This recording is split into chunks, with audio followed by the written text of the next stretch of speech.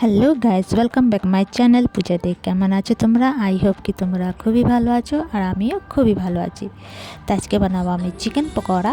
আর এই যে দুটো আলু নিয়ে নিয়েছি, নিয়ে কেটে আর এই যে জল দিয়ে সিদ্ধ বসিয়ে দেবো।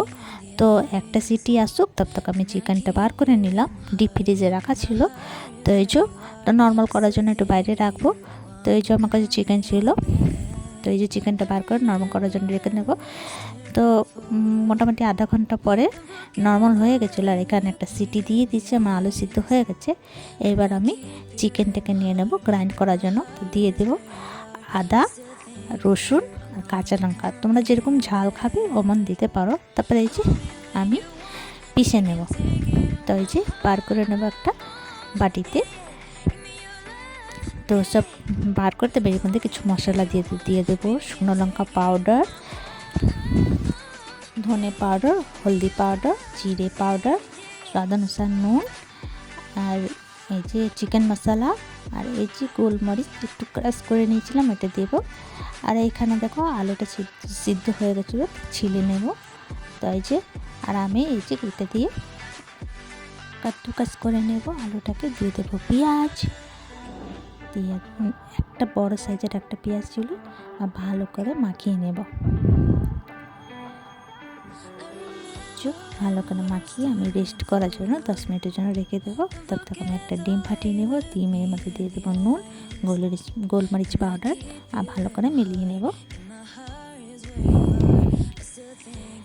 তারপরে এখানে আমার কাছে বিস্কুটের গুঁড়ো ছিল, আর এই যে তা 10 মিনিট পরে আবার আসলাম। তো এখান দিয়ে অল্প অল্প নিয়ে নেব, একটু একটু করে নিয়ে। তোমরা যেরকম আকার বানাতে পারো, গোল বা লম্বা যেরকম ইচ্ছে। তা আমি একটু লম্বা লম্বা টাইপের একটু বানালাম। আর এই যে ডিমের মধ্যে কোট করে, তারপরে এই যে বিস্কুটের মধ্যে কোট করলাম। তারপরে আবার ডিমের মধ্যে একটু ভরিয়ে আবার একটু বিস্কুটের মধ্যে দিলাম। তারপরে দিয়ে কড়াই বসিয়ে দিলাম। কড়াই গরম হয়েছে, দিয়ে দেবো সরষের তেল বেশি করে, আর সরষের তেল গরম হয়ে গেছে, এবার ছেড়ে দেবো। তারপর লাল লাল করে ফ্রাই করে নেব। এবার আমি উল্টিয়ে নেব, উল্টিয়ে এপাট করে ভেজে নেব ভালো করে লাল লাল করে। তারপরে আমি এই যে নামিয়ে নেব। আমার হয়ে গেছে চিকেন পকোড়া রেডি। খেতে ভীষণই টেস্টি হয়েছিল, ভীষণই ভালো হয়েছিল। তো এই যে আমার আজকে রেসিপি।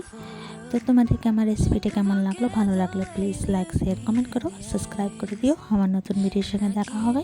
তো তোমরা সবাই ভালো থেকো, সুস্থ থেকো।